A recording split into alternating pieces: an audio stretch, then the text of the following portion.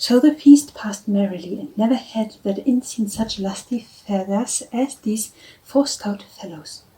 But at least they were done their eating, though it seemed as though they never would have ended, and sat there loitering over the sack.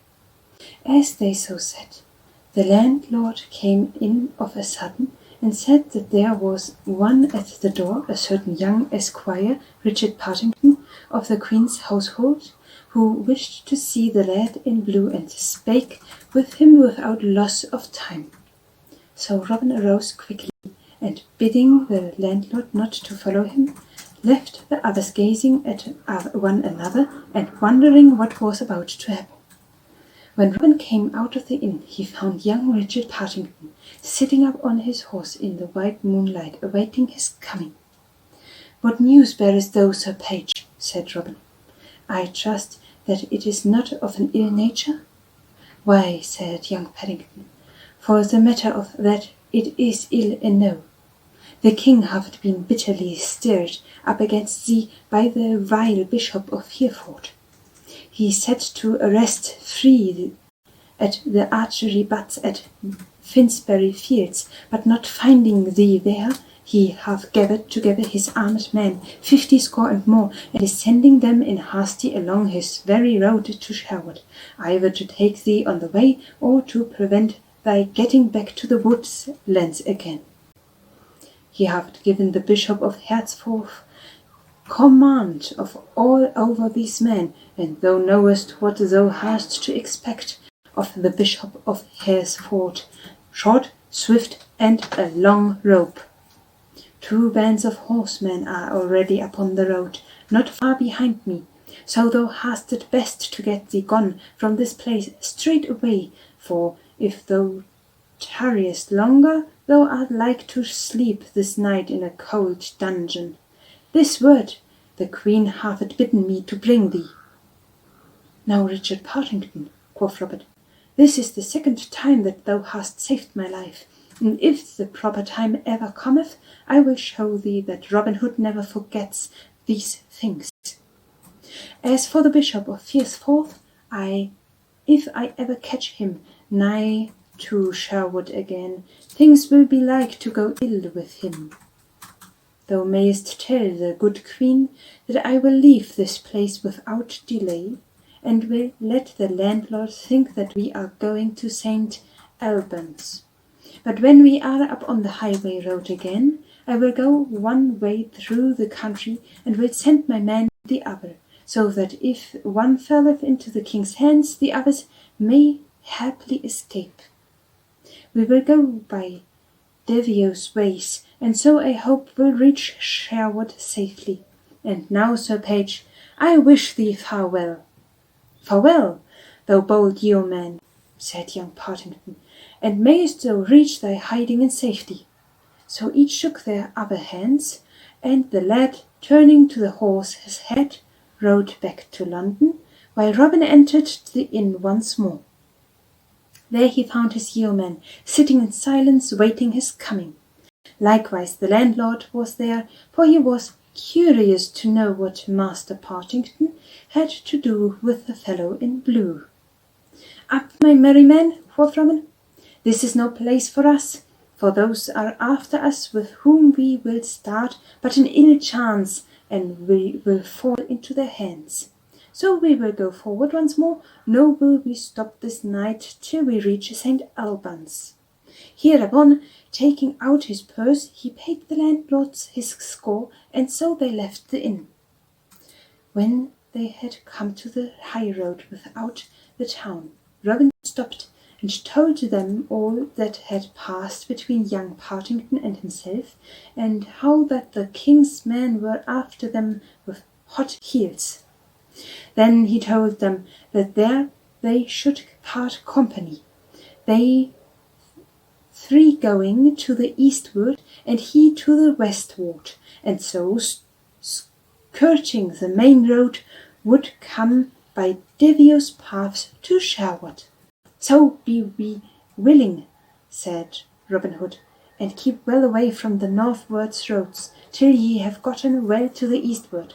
and thou, Will Scarlet, take the lead of the others, for thou hast a cunning turn to thy wits.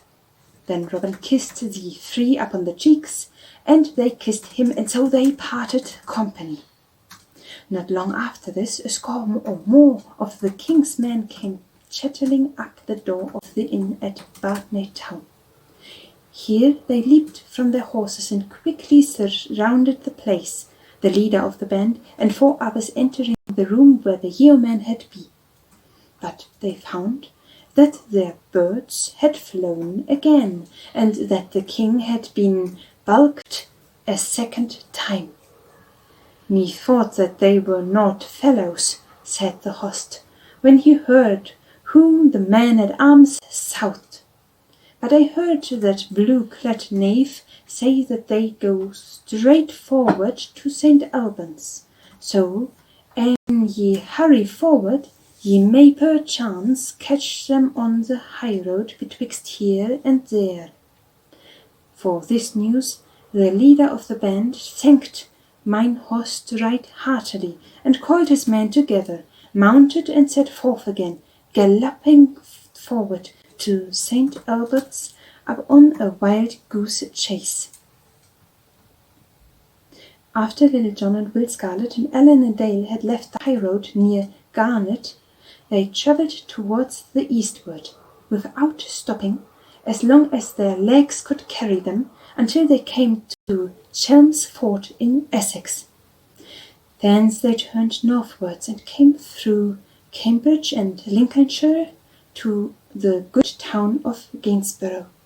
Then, striking to the westwards and to the south, they came at least to the northern borders of Sherwood Forest, without in all that time having met so much as a single band of the king's men. 8 days they journeyed, thus ere they reached the woodlands in safety, but when they got to the greenwood glade, they found that Robin had not yet returned. For Robin was not as lucky in getting back as his men had been, as you shall presently hear. After having left the great northern road, he turned his face to the westwards, and so came past Aylesbury to fair Woodstock in Oxfordshire. Thence he turned his footsteps northwards, travelling for a great distance by way of Warwick town, till he came to Dudley in Sherwoodshire. 7 days it took him to journey thus far, and when then he thought he had gotten far enough to the north, so, turning towards the eastward, shunning the main roads and choosing byways and grassy lanes, he went by way of Litchfield and Ashby de la Zouch towards Sherwood, until he came to a place called Stanton. And now Robin's heart began to laugh aloud, for he thought that his danger had gone by, and that his nostrils would soon snuff the spicy airs of the woodlands once again. But there it many a slip betwixt the cup and the lip, and this Robin was to find.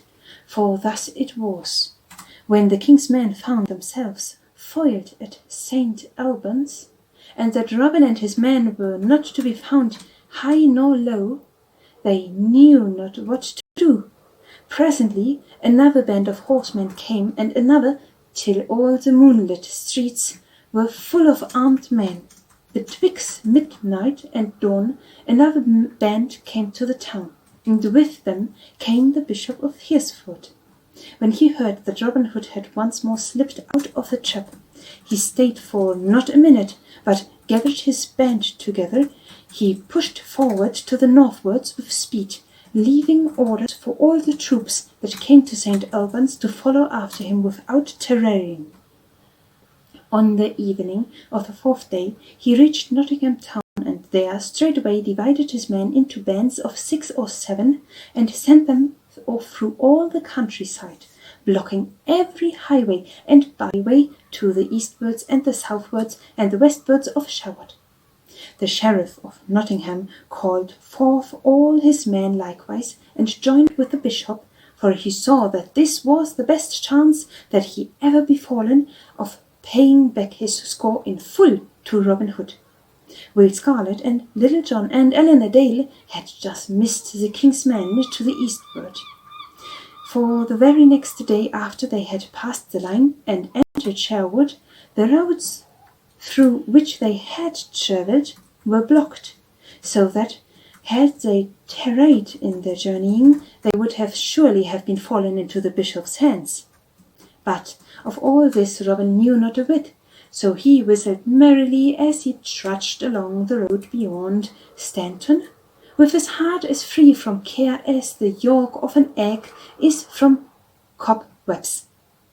At least he came to where a little stream spread across the road in a shallow sheet, twinkling and sparkling as it fretted over its beds of gold gravel. Here Robin stopped. Being artist, and kneeling down, he made a cup of the palms of his hands and began to drink. On either side of the road for a long distance stood tangled thickets of bushes and young trees, and it pleased Robin's heart to hear the little birds singing in there, for it made him think of Sherwood, and it seemed as though it had been a lifetime since he had breathed the air of the woodlands. But of a sudden, as he thus stopped, drinking, something hissed past his ear, and struck with a splash into the gravel and water beside him. Quick as a wink, Robin sprang to his feet, and at one bound crossed the stream at the roadside and plunged headlong into the thicket without looking around, for he knew right well that that which had hissed so venomously beside his ears was a grey goose staffed, and that to tarry so much as a moment meant death. Even as he leaped into the thicket, 6 more arrows rattled among the branches after him, one of which pierced his doublet, and would have struck deeply into his side but for the thought coat of steel that he wore. Then up the road came riding some of the king's men at headlong speed. They leaped from their horses and plunged straightway into the thicket after Robin. But Robin knew the ground better than they did.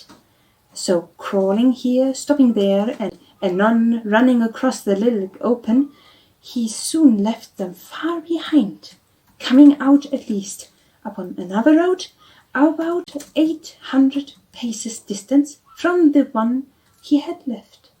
Here he stopped for a moment, listening to the distant shouts that 7 men as they beat up and down in the thickets like hounds that had lost the sense of a quarry. Then buckling into his belt more tightly around his waist, he ran fleetly down the road towards the eastward of Sherwood.